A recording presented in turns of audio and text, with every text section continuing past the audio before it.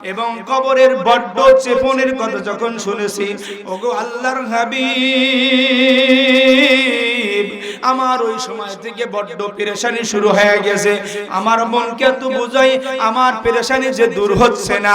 আল্লাহর হাবিব এবার আয়েশা সিদ্দিকাকে ডাক দেয়, বলে আয়েশা রে, শোনো শোনো শোনো শোনো, যেই ব্যক্তি দুনিয়ার ভিতরে আল্লাহ ওয়ালা হবে, যেই ব্যক্তি দুনিয়ার ভিতরে আল্লাহর কাজগুলো করে যাবে, কোরআনের পথে চলবে, রাসূলের তরিকা অনুযায়ী চলবে, রাসূলকে মহব্বত করে ভালোবেসে দুনিয়া থেকে চলে যাবে, জানো জানো ওই ব্যক্তি কবরে যাওয়ার সাথে সাথে মুনকার নেকিরের বিকট আওয়াজটা ওই ব্যক্তির কানে সুমধুর লাগতে থাকবে। ওই ব্যক্তি বারবার বলবে, আমি আরো শুনি আরো শুনি, আমার আরো মজা লাগছে আরো মজা লাগছে।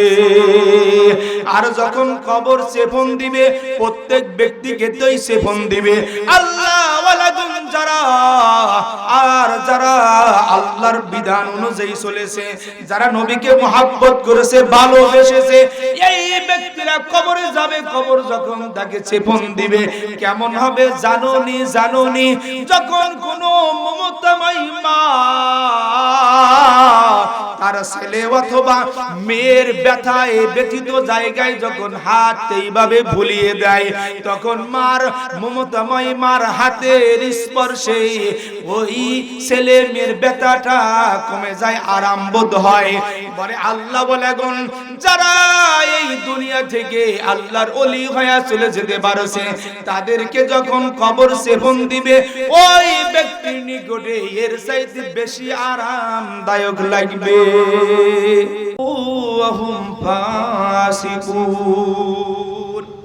এই আয়াতের ভিতরে তাফসীরের ভিতরে একটা হাদিস লিখেছেন হযরত ওমর রাদিয়াল্লাহু তাআলা থেকে বর্ণিত। তিনি বলেন, আব্দুল্লাহ ইবনে উবাই ইবনে সালুল যখন মৃত্যুবরণ করল, আব্দুল্লাহ রাদিয়াল্লাহু তাআলা আনহু আল্লাহর হাবিবের দরবারে গেলেন। যাওয়ার পরে আল্লাহর হাবিবের নিকটে আরজি করলেন, ওগো আল্লাহর নবী, আমার বাবা উবাই ইবনে সালুল দুনিয়া থেকে বিদায় নিয়ে চলে গেছে। আমার বড্ড ইচ্ছা আমার বাবার কাফনটা আপনার জুব্বা মুবারক দিয়ে যেন হয়। আপনার কাছে আমার বাবার কাফনের জন্য একটা জুব্বা চাচ্ছি। আল্লাহর হাবিব সাথে সাথে আব্দুল্লাহ রাদিয়াল্লাহু তাআলা আনহুর কথাটা মঞ্জুরি করলেন, একটা জুব্বা মুবারক দিয়ে দিলেন। এরপরে আল্লাহর হাবিবকে বলে, ওগো আল্লাহর হাবিব, আমার বড্ড ইচ্ছা আমার বাবা উবাই ইবনে সালুলের জানাজাটা আপনি নিজেই করাইবেন। আল্লাহর হাবিব সেটাও মঞ্জুরি করলো। এবার যখন আল্লাহর হাবিব উবাই ইবনে সালুলের জানাজা করার জন্য দাঁড়ায়া গেলেন, সাথে সাথে ওমর রাদিয়াল্লাহু তাআলা আনহু তার জুব্বা মোবারক ধরলেন, ধরে বললেন, ওগো আল্লাহর হাবিব, আল্লাহ রাব্বুল আলামিন তো মুনাফিক কাফিরদের জানাজা করতে নিষেধ করেছেন, আপনি কেন জানাজা করার জন্য দাঁড়ায়া গেলেন? আল্লাহর হাবিব হযরত ওমরকে ডাক দেয়া বলে, ওমর রে, আল্লাহ রাব্বুল আলামিন এই বিষয়ে আমাকে ইখতিয়ার দিয়েছেন। আল্লাহ রাব্বুল আলামিন কুরআনুল কারীমের ভিতরে বলে দিয়েছেন, ইস্তাগফির লাহুম আও লা তাস্তাগফির লাহুম। ও আমার হাবিব, আমার রাসূল, আপনি ক্ষমা চান বা নাই চান, চাইলেও যা হবে, না চাইলেও তাই হবে। ইস্তাগফির লাহুম আও লা তাস্তাগফির লাহুম, ইন তাস্তাগফির লাহুম ৭০, আপনি যদি ৭০ বারও তাদের জন্য ক্ষমা চান, আমি আল্লাহ রাব্বুল আলামিন ফালা ইয়াগফিরুল্লাহু লাহুম, তাদেরকে ক্ষমা করব না।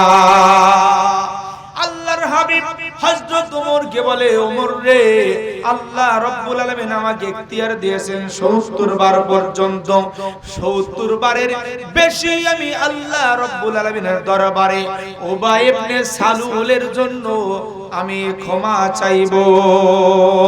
আল্লাহর হাবিব উবাই ইবনে সালুলের জানাজাটা করাইলেন।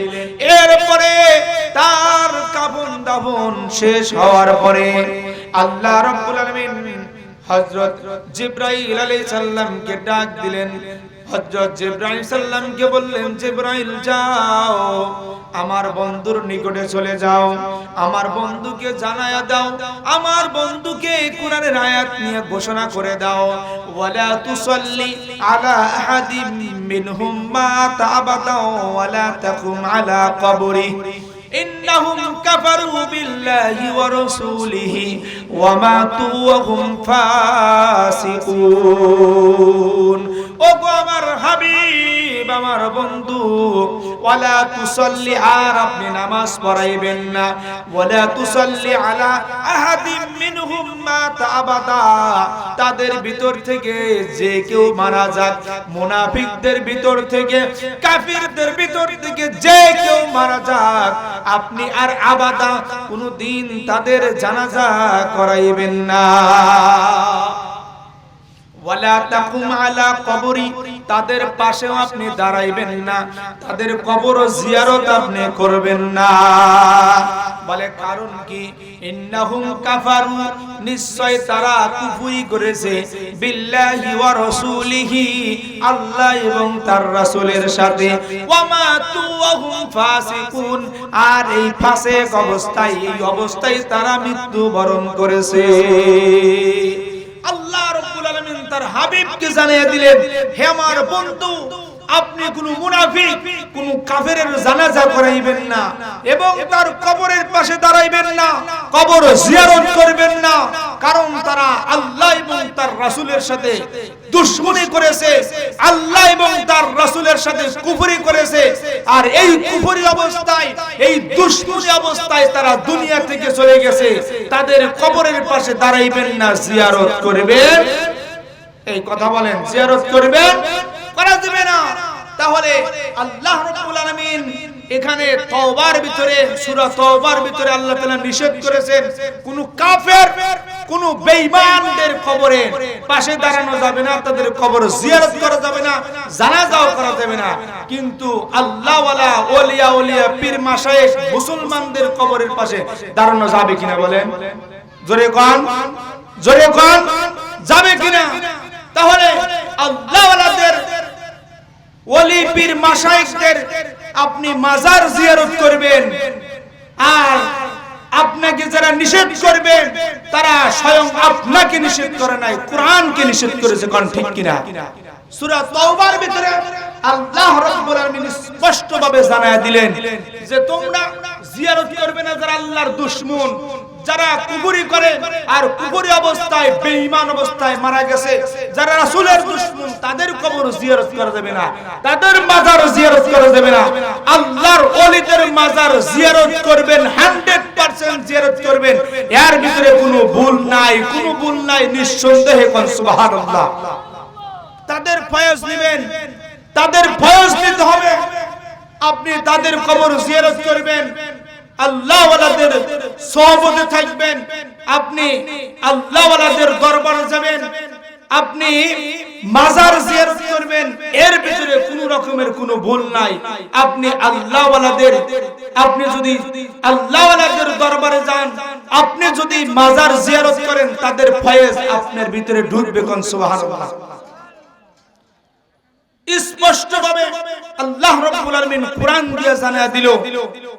আল্লাহর হাবিব হাদিসের ভিতরে বলেছেন, আল্লাহর হাবিব সূরা আরাফের ভিতরে একটি আয়াতের তাফসীরের ভিতরে লিখেছেন, আল্লাহ রাব্বুল আলামিন আয়াতটি বলেছেন, ওয়ানাদা আসহাবুল জান্নাতি আসহাবান নার,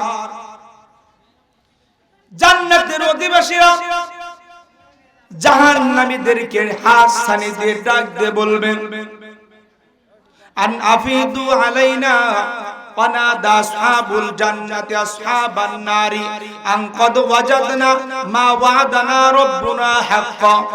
ও গো জাহান্নামবাসীরা, আল্লাহ রাব্বুল আলামিন যে ওয়াদা দিয়েছিলেন ওয়াদা অনুযায়ী আল্লাহর ওয়াদা আমরা সঠিকভাবে পেয়েছি, আমরা জান্নাতি হয়ে গেছি। ফাল ওয়াজাদতুম মা ওয়াদা রাব্বুকুম হাক্কা, তোমরা কি তোমাদের প্রভুর ওয়াদা সঠিকভাবে পেয়েছো? এই ব্যক্তিরা ডাক দিয়ে বলবে ক্বালু নাম, হ্যাঁ আমরা পেয়েছি। আল্লাহ রাব্বুল আলামিনের সাথে সাথে একজন মুয়াজ্জিনকে ডাকবেন, ফাআযানা মুআজ্জিনুম বাইনাহুম আল্লানাতুল্লাহি আলাল যালিমিন।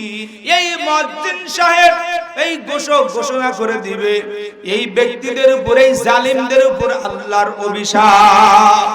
এই সূরা আরাফের এই আয়াতের তাফসীরের ভিতরে আল্লাহর হাবিব একটি হাদিস বলেছেন, ওই বদরের যুদ্ধে যখন যুদ্ধ শেষ হয়ে গেল, আল্লাহর হাবিব কাফেরদেরকে বললেন, বড় বড় কাফেরদেরকে উদ্দেশ্য করে বললেন, আবু জেহেল, উতবা এবং অমুক বড় বড় কাফেরদের মৃত লাশের দিকে ইশারা করে বলতেছেন, ও আবু জেহেল ও উতবা, আল্লাহ রাব্বুল আলামিন যেই ওয়াদা আমাদেরকে দিয়েছিলেন আজকে আমরা ওয়াদা অনুযায়ী আমরা পেয়েছি।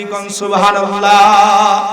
বদরের যুদ্ধে আল্লাহর হাবিব আল্লাহর দরবারে হাত তুললেন, ওগো মালিক, আমরা মাত্র 313 জন, কাফেররা তো হাজারের ঊর্ধ্বে, আমাদের কোনো অস্ত্র নাই, কোনো কিছু নাই। আল্লাহ রাব্বুল আলামিন তার হাবিবকে বললেন, বন্ধু আপনি ময়দানে নামেন, আমি আল্লাহ রাব্বুল আলামিন আপনাকে সাহায্য করব। সুবহানাল্লাহ। আল্লাহ রাব্বুল আলামিন এমন ভাবে সাহায্য করলেন, হাজার হাজার হাজার হাজার ফেরেশতা দিয়া আল্লাহর হাবিবকে বদরের যুদ্ধে সাহায্য করেছিলেন। আল্লাহর হাবিব এবার ওই আবু জেহেল, উতবা প্রমুখ বড় বড় কাফিরদের লাশের দিকে ইশারা করে বলে, আল্লাহ রাব্বুল আলামিন আমাদেরকে যে ওয়াদা দিয়েছিলেন আমরা সঠিকভাবে পেয়েছি, তোমরা কি তোমাদের ওয়াদা সঠিকভাবে পেয়েছো নাকি? এই কথা যখন বলেছে, হযরত ওমর রাদিয়াল্লাহু তাআলা আনহু ডাক দিয়ে বলতেছেন, আল্লাহর নবী, এই কাফেররা তো মৃত্যুবরণ করেছে, আবু জেহেল, উতবা, সাহেবা এরা তো মৃত্যুবরণ করেছে, এরা তো আর আপনার কথা শুনবে না। আল্লাহর হাবিব সাথে সাথে বলে, ওমর রে, জেনে রাখো, জেনে রাখো, এই মৃত ব্যক্তিরা তোমাদের চাইতে কোনো অংশে কম শোনে না, কোনো অংশে কম শুনতেছে না। তার মানে যদি আল্লাহর হাবিবের কথা এই মৃত আবু জেহেল, উতবা, সাহেবা শুনতে পারে, তাহলে আল্লাহর ওলিগণ, যারা ওলিয়া ওলিয়া পীর মাশায়েখগণ, তারা শুনে কিনা বলেন? হ্যাঁ, আপনি যদি তাদের কবর জিয়ারত করেন, যদি মাজার শরীফ জিয়ারত করেন, 100% আপনার এই কথাগুলো তারা শুনে, এর ভিতরে কোনো ভুল নাই, কোনো নিঃসন্দেহে আপনাকে এটা বিশ্বাস করতে হবে, হ্যাঁ তারা এগুলো কি শুনে। কিন্তু আমাদের এটা এক ধরনের মানুষ ভুল বুঝায়া আজকে আমাদেরকে আল্লাহর ওলিদের ফায়াজ থেকে বঞ্চিত করতেছে, কারণ ঠিক কিনা? কুরআন যদি বলে আপনি কেন শুনবেন না? হাদিস যদি বলে ইবনে কাসিরের ভিতরে তাফসীরের ভিতরে হাদিস লেখছে, আরে আপনি কেন শুনেন না, কেন বোঝেন না? আপনি কোন থেকে কি পড়তেছেন? এগুলো আপনার চোখে পড়ে না? আল্লাহর ওলিদের দরবারে যান, ফয়েজ নেন, আপনার জীবনকে গড়ান, সুন্দরভাবে গড়ান। একজন যদি আলেম হয় তাও তাকে আল্লাহর ওলিদের সহবতে থাকতে হয়, তাহলে সে প্রকৃত আলেম হিসেবে গণ্য হতে পারে। শুধু আলেম হলেই হয় না, অবশ্যই তাকে আল্লাহর ওলিদের সহবতে থেকে তাদের সাথে অঙ্গীকারনামা নিয়ে, বায়াত নিয়ে জীবন পরিচালনা করলে তাহলেই সে সঠিক পথে যেতে পারবে, এছাড়া সম্ভব। তাহলে আল্লাহর ওলিগণের দরবারে যদি যান, যদি আপনি মাজার জিয়ারত করেন, আপনি এই আপনার এই জিয়ারত তারা শুনে কিনা বলেন? এই কথা কয় না, শোনে কিনা বলেন? শোনে। এটা হাদিস থেকে আপনারা শুনলেন। যদি আপনার বিশ্বাস যদি না হয়, আপনি এই প্যান্ডেল থেকে নামার পরে আপনাকে আমি দেখাইতে পারবো, সচক্ষে আপনাকে দেখাইতে পারবো প্যান্ডেল থেকে নামার পরে। আপনি যদি দেখতে চান আসেন, আমি দেখাইতেছি। কেন বিশ্বাস করবেন না? এজন্য আল্লাহর ওলিদের সোহবতে থাকতে হবে, তাদের ফয়জ আমাদের ভিতরে নিতে হবে। যদি নেই তাহলে আমাদের লাভ হবে। আর কবরের জগৎ এমন একটা জগৎ, সেখানে আপনি যদি যান তো আপনার আরো আনন্দ বাড়বে, কমবে না। কোন সুবহানাল্লাহ। যারা এই দুনিয়া থেকে সেইভাবে জীবন করে কবরে যাবে, তাদের জীবনটা হবে সফল, তাদের জীবন হবে উন্নত। হযরত আবু হুরায়রা রাদিয়াল্লাহু তাআলা থেকে বর্ণিত, তিনি বলেন রাসূলুল্লাহ সাল্লাল্লাহু আলাইহি ওয়াসাল্লাম বলেন, আল্লাহর হাবিব বলতেছেন, যখন কোন নেককার পরহেজগার ব্যক্তির রূহটা বের হয়, আর এই রূহটা ফেরেশতা নিয়ে অন্য অন্য কবরবাসীদের নিকটে পৌঁছায়া দেয়, এই নবগত রূহকে ওই কবরবাসীরা তাকে জিজ্ঞাসা করতে থাকে, ও ভাই, ও আমাদের বাদরের ভাই।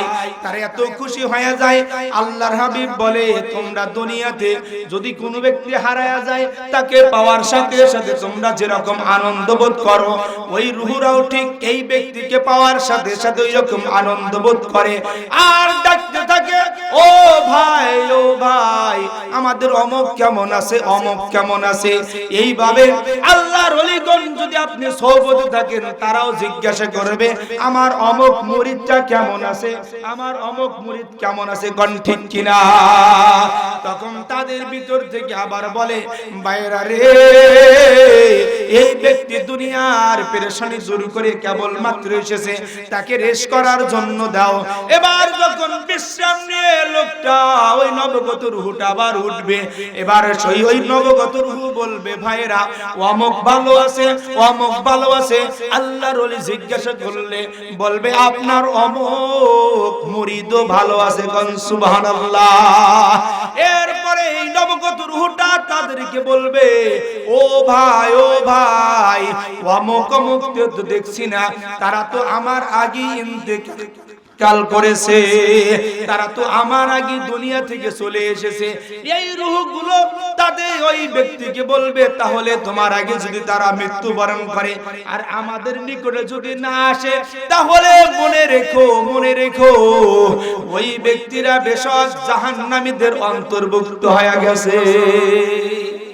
আপনি যদি আল্লাহওয়ালাদের সোহবত যদি কবরেও পেতে চান, আল্লাহওয়ালাদের সাথে থাকতে চান, আপনাকে এই দুনিয়াতে সেই কাজগুলো করতে হবে, তাহলে কবরের ভিতরে তাদের সাথে থাকতে পারবেন। আর এই দুনিয়ার জগৎ হলো মিক্সার জগৎ, আখিরাতের জগৎ মিক্সার না। আপনি কবরে যাবেন, ভালো মানুষ একসাথে থাকবে, খারাপ মানুষ আলাদা, কিন্তু দুনিয়ার ভিতরে ভালো মন্দ সবাই মিক্সার হয়ে থাকে, কোন ঠিক কিনা।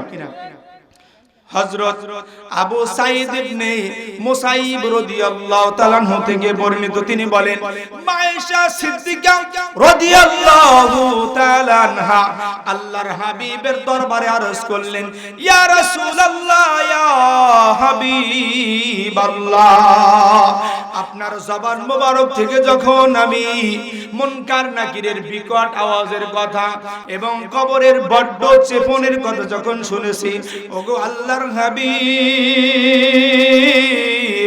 আমার ওই সময় থেকে বড্ড পেরেশানি শুরু হয়ে গেছে। আমার মনকে তো বুঝাই, আমার পেরেশানি যে দূর হচ্ছে না।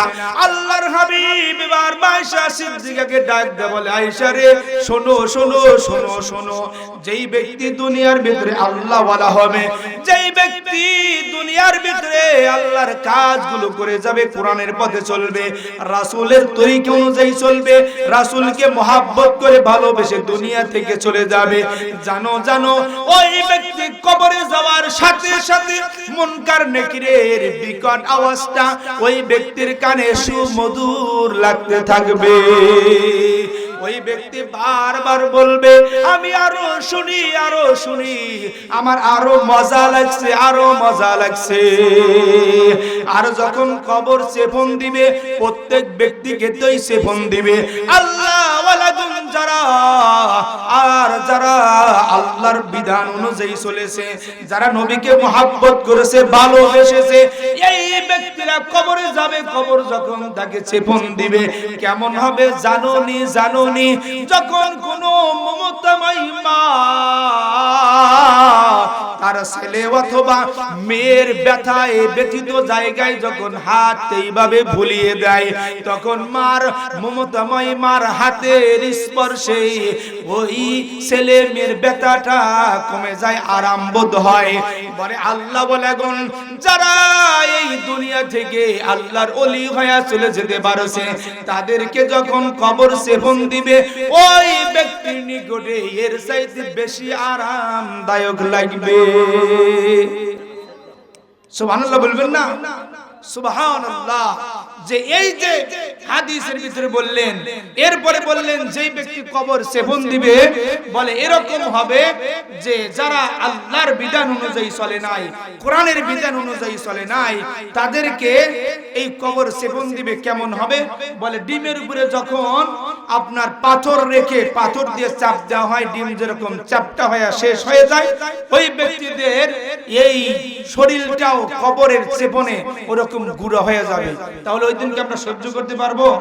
হ্যাঁ, সহ্য করতে পারবো না। এই দুনিয়াতে আল্লাহ ওয়ালাদের সোহবতে থাকার দরকার আছে কিনা বলেন?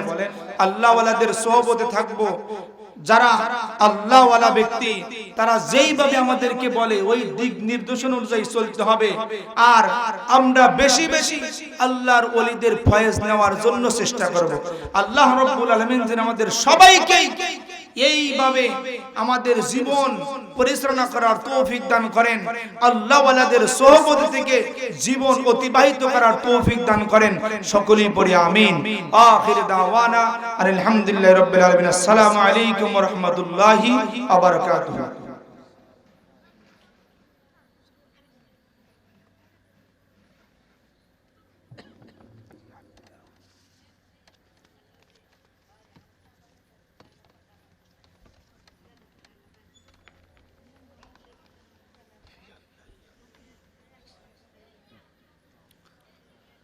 Allah